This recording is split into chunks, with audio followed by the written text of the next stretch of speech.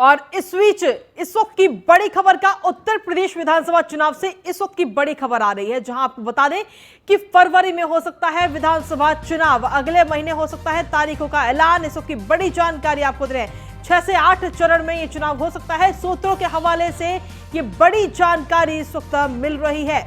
अगले महीने हो सकता है तारीखों का ऐलान। उत्तर प्रदेश विधानसभा चुनावों से जुड़ी इस वक्त की बड़ी जानकारी, 6 से 8 चरण में हो सकता है उत्तर प्रदेश विधानसभा चुनाव। सूत्रों के हवाले से यह बड़ी जानकारी मिल रही है और तारीखों का ऐलान अगले महीने इलेक्शन कमीशन की तरफ से किया जा सकता है। तो उत्तर प्रदेश विधानसभा चुनाव से जुड़ी इस वक्त की बड़ी जानकारी आपको दे रहे हैं।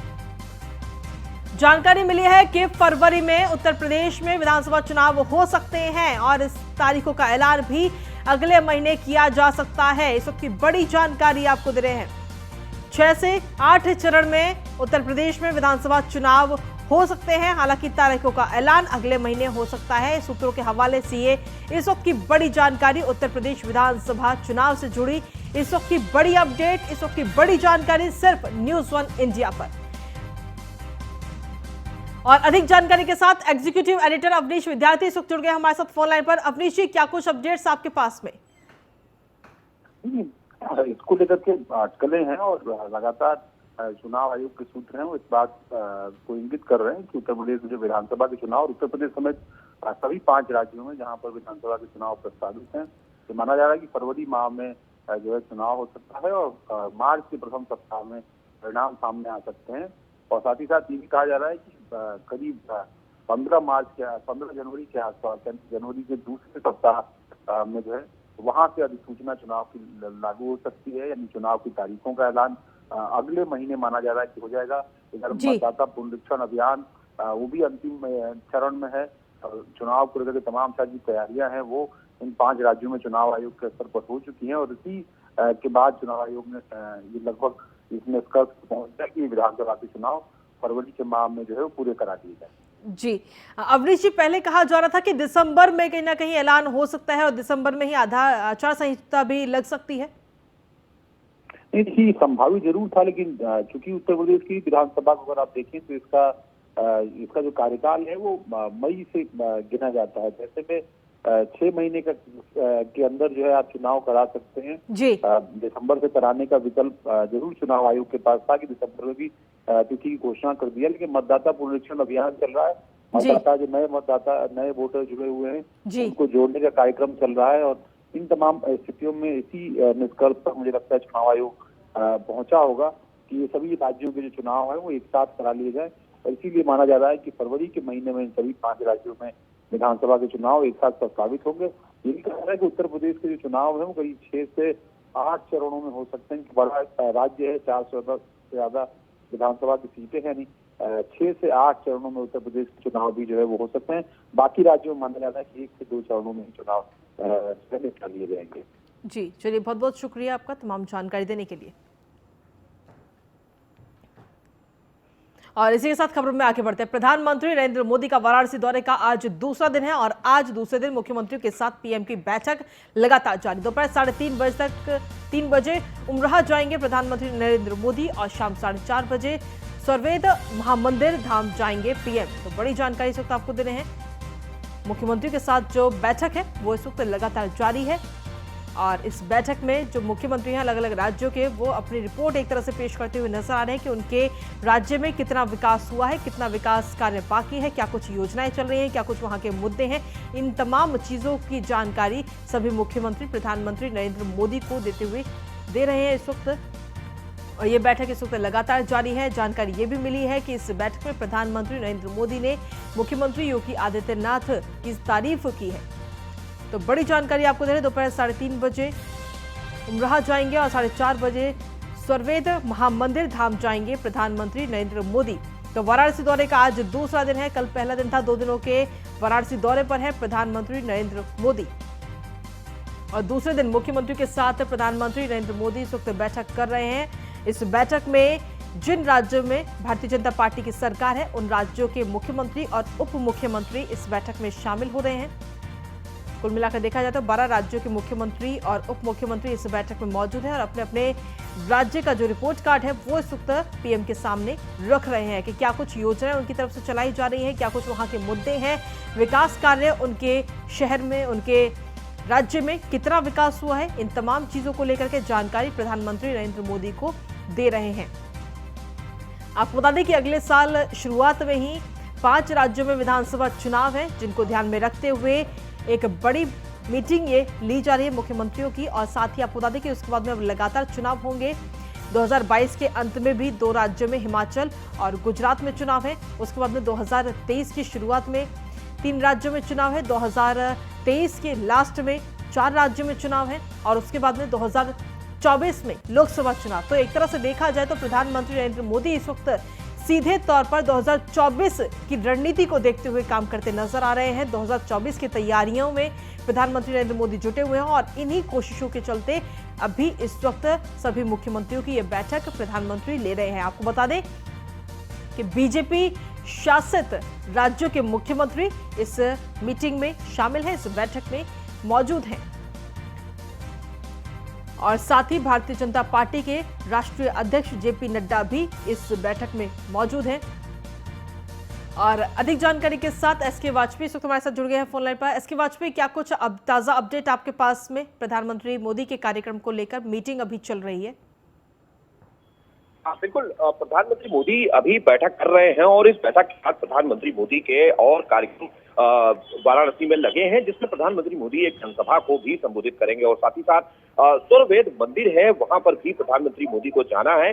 तो अब से थोड़ी देर बाद वो निकलने वाले हैं अपनी जनसभा के लिए, जहां वो पहुंचेंगे और जनसभा को संबोधित करेंगे। निश्चित है कि अगर हम देखें तो वाराणसी से गाजीपुर के रास्ते पर यह स्वरवेद मंदिर पड़ता है, जहां पर उमराहा गांव है, जहां पर प्रधानमंत्री मोदी को जनसभा करनी है।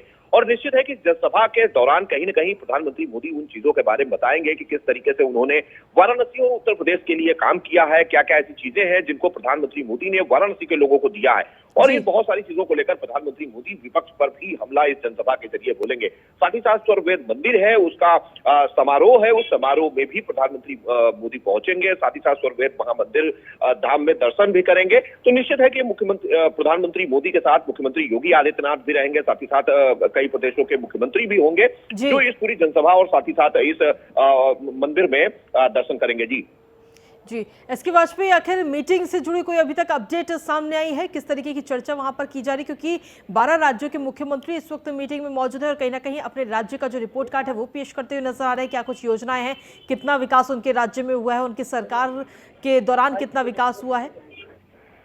बिल्कुल, निश्चित है, क्योंकि प्रधानमंत्री मोदी ने सभी राज्यों के मुख्यमंत्रियों से लगातार चर्चा की और कहीं न कहीं उनके प्रदेश में चल रही विभिन्न परियोजनाओं की जानकारी ली, गुड गवर्नेंस के बारे में बात की और साथ ही साथ किस तरीके से चीजों का इम्प्लीमेंटेशन तेजी के साथ कराया जाए, इस विषय पर भी बात की। और सबसे बड़ी बात यही थी कि जो केंद्र की योजनाएं प्रदेश में चलती हैं, उनका इम्प्लीमेंटेशन कितने स्तर तक हुआ है और लोगों का अब तक का फीडबैक क्या है। और बहुत सारी ऐसी चीजें थी जहां सरकार और संगठन के बीच में समन्वय की न होने की शिकायतें थी, उस पर भी प्रधानमंत्री ने बात की है सभी राज्यों के मुख्यमंत्रियों से, साथ ही साथ में मुख्यमंत्रियों से, कि किस तरीके से उन्होंने इसके बारे में अभी तक काम किया और जो सहयोगी दल हैं, चाहे वो उत्तर प्रदेश हो या बाकी के प्रदेश जहां पर चुनाव हो रहे हैं, वह पर उनके साथ अब तक क्या बातचीत हुई है और किस तरीके से गुड गवर्नेंस को आगे बढ़ाया जाए, कैसे चीजों का इंप्लीमेंटेशन तेजी से किया जाए, खासतौर पर उन 5 प्रदेशों में जहां उत्तर प्रदेश के साथ विधानसभा चुनाव हो रहे हैं। तो निश्चित है कि प्रधानमंत्री मोदी लगातार प्रदेशों पर अपनी नजर बनाए हुए हैं। उत्तर प्रदेश ज्यादा खास इसलिए है कि प्रधानमंत्री मोदी खुद भी यहाँ से सांसद हैं और उसके अलावा वो लगातार उत्तर प्रदेश पर अपना ध्यान देते रहे हैं, उत्तर प्रदेश सरकार को विभिन्न योजनाओं की सौगात देते रहे हैं। और जहां तक वाराणसी का सवाल है, वाराणसी में प्रधानमंत्री मोदी लगातार जब आए हैं तो कुछ न कुछ वाराणसी को देकर गए हैं और इस बार भी उन्होंने कॉरिडोर दिया है। तो इस तरीके की कौन सी ऐसी और चीजें हैं जो दूसरे प्रदेशों में भी की गई हैं, खासतौर पर वहां जहां अभी उत्तर प्रदेश के साथ चुनाव होने जा रहे हैं। जी चलिए एसके वाजपेयी, आप लगातार बने रहिए, हम आगे भी आपसे जानकारी लेंगे।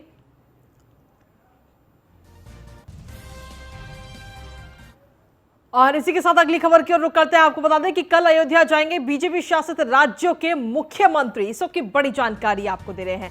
करीब 11 राज्यों के मुख्यमंत्री अयोध्या जाएंगे, रामनगरी जाएंगे और रामलला के दर्शन करेंगे। और मुख्यमंत्री के साथ उनके परिवार के सदस्य भी मौजूद रहेंगे। राम मंदिर निर्माण कार्य भी सभी मुख्यमंत्री देखेंगे। मुख्यमंत्रियों की पत्नियां भी खरीदारी कर सकेंगी। वोकल फॉर लोकल के तहत बाजारों में ये खरीदारी उनकी पत्नियां और उनका परिवार करता हुआ नजर आएगा। अयोध्या जिला प्रशासन ने प्रोटोकॉल इस वक्त जारी कर दिया है। तो बड़ी जानकारी आपको दे रहे हैं, इस वक्त की बड़ी जानकारी।